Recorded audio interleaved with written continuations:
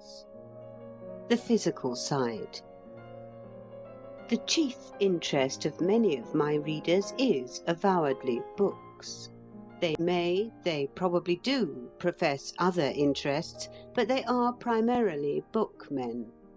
And when one is a bookman during about 23 3/4 hours in every day.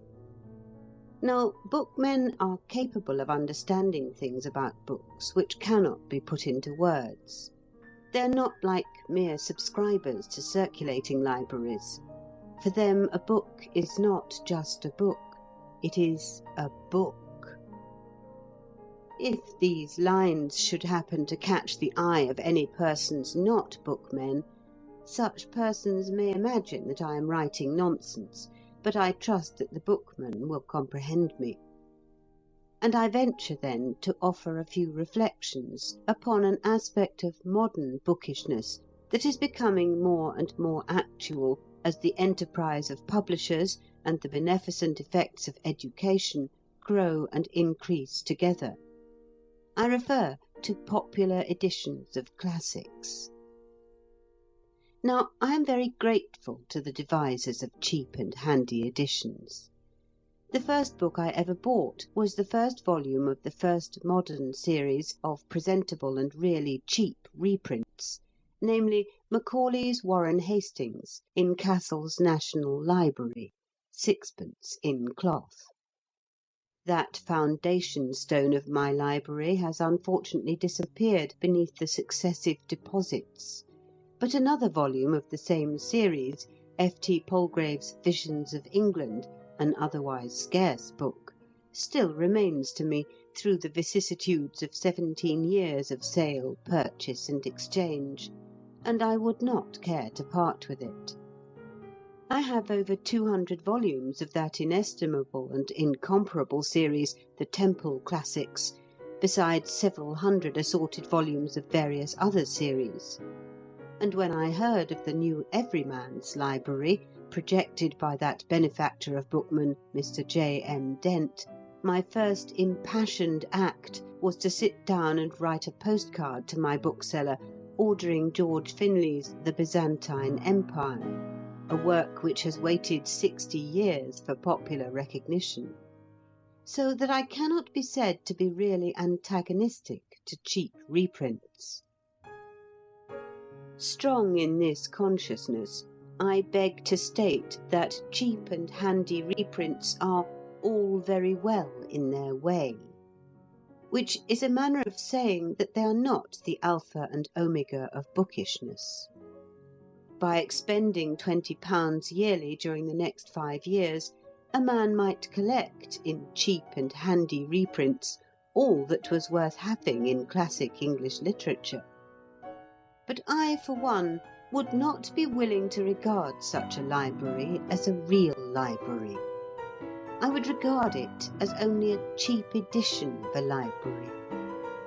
There would be something about it that would arouse in me a certain benevolent disdain, even though every volume was well printed on good paper and inoffensively bound. Why? Well, although it is my profession in life to say what I feel in plain words, I do not know that in this connection I can say what I feel in plain words. I have to rely on a sympathetic comprehension of my attitude in the bookish breasts of my readers. In the first place, I have an instinctive antipathy to a series. I do not want the Golden Legend and the Essays of Elia uniformed alike in a regiment of books. It makes me think of conscription and barracks.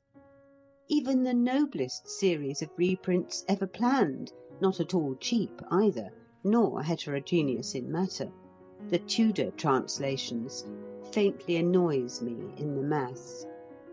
Its appearances in a series seems to me to rob a book of something very delicate and subtle in the aroma of its individuality, something which, it being inexplicable, I will not try to explain.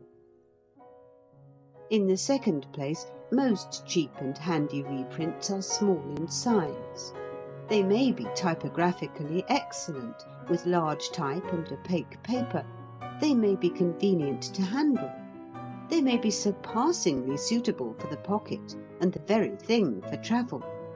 They may save precious space where shelf room is limited, but they are small in size. And there is, as regards most literature, a distinct moral value in size. Do I carry my audience with me? I hope so. Let Paradise Lost be so produced that you can put it in your waistcoat pocket, and it is no more Paradise Lost. Milton needs a solid octavo form, with stoutish paper and long primer type. I have Walpole's letters in Newnes's thin paper classics, a marvellous volume of near 900 pages, with a portrait and a good index and a beautiful binding, for 3 and 6, and I am exceedingly indebted to Messrs. Newnes for creating that volume. It was sheer genius on their part to do so. I get charming sensations from it, but sensations not so charming as I should get from Mrs. Paget Toynbee's many-volumed and grandiose edition, even aside from Mrs. Toynbee's erudite notes and the extra letters which she has been able to print. The same letter in Mrs. Toynbee's edition would have a higher aesthetic and moral value for me than in the editionlet of Messrs. Newnes. The one cheap series which satisfies my desire for size is Macmillan's Library of English Classics, in which I have the travels of that mythical personage, Sir John Mandeville. But it is only in paying for it that you know this edition to be cheap, for it measures 9 inches by 6 inches by 2 inches. And in the third place, when one buys series, one only partially chooses one's books. They are mainly chosen for one by the publisher. And even if they are not chosen for one by the publisher, they are suggested to one by the publisher. Not so does the genuine bookman form his library. The genuine bookman begins by having specific desires. His study of authorities gives him a demand, and the demand forces him to find the supply.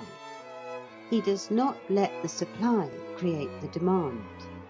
Such a state of affairs would be almost humiliating, almost like the parvenu who calls in the wholesale furnisher and decorator to provide him with a home.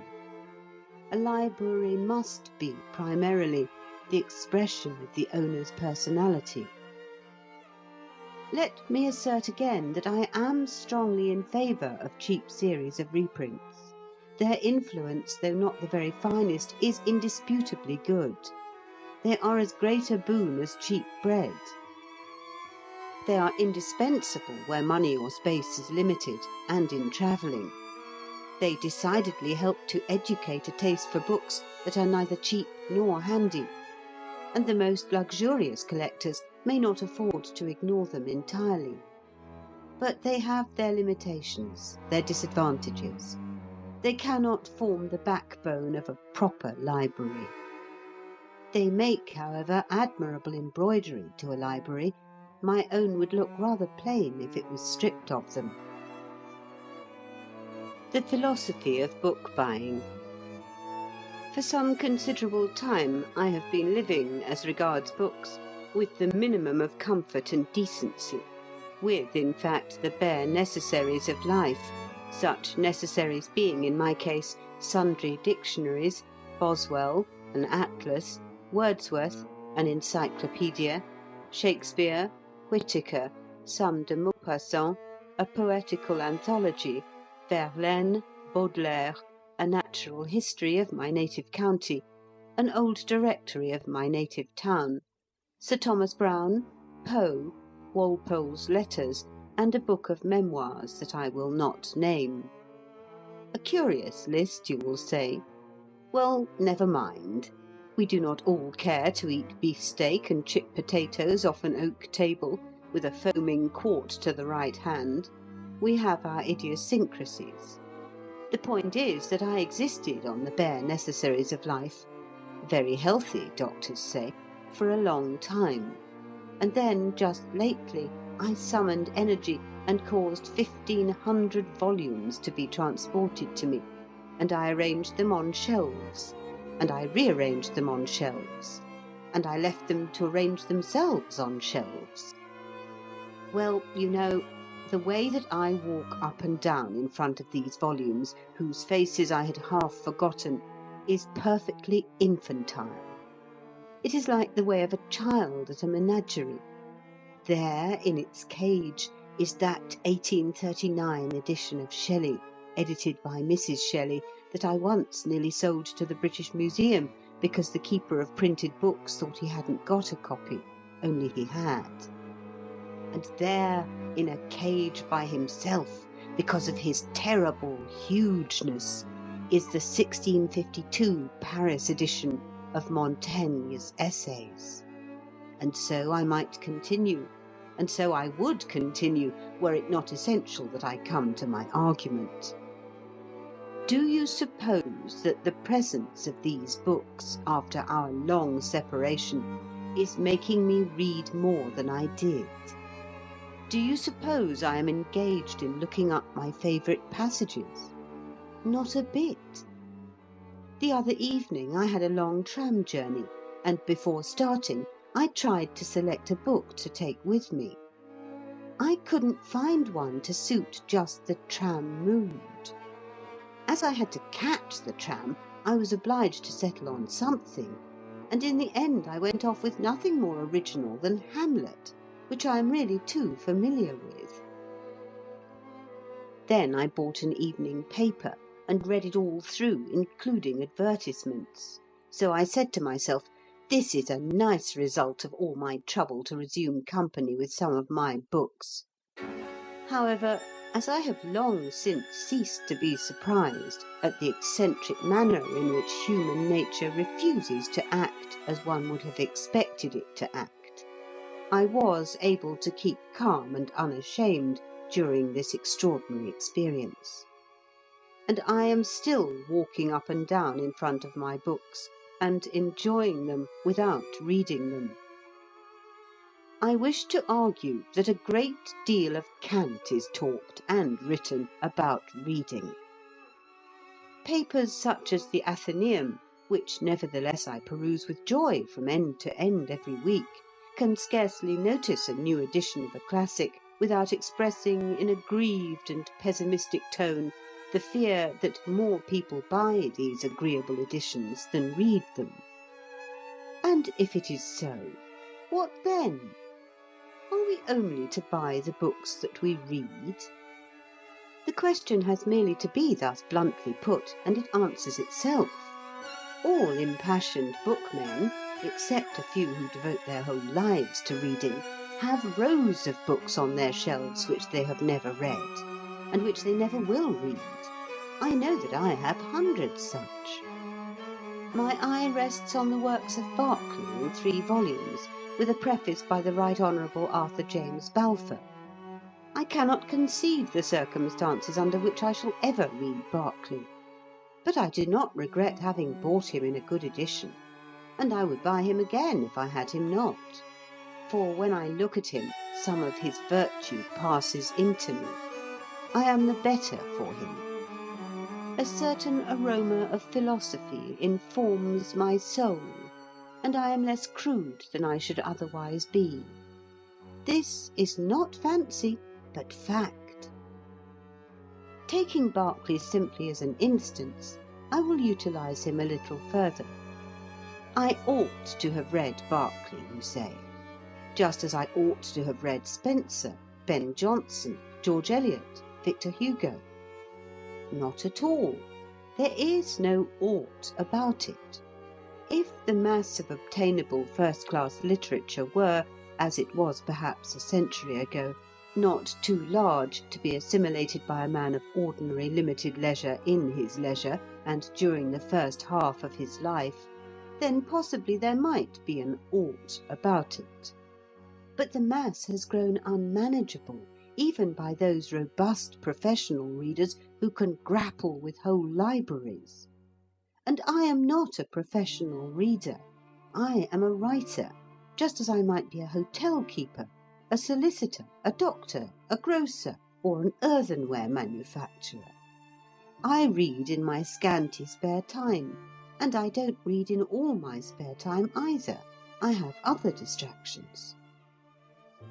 I read what I feel inclined to read, and I am conscious of no duty to finish a book that I don't care to finish. I read in my leisure, not from a sense of duty, not to improve myself, but solely because it gives me pleasure to read. Sometimes it takes me a month to get through one book. I expect my case is quite an average case. But am I going to fetter my buying to my reading? Not exactly.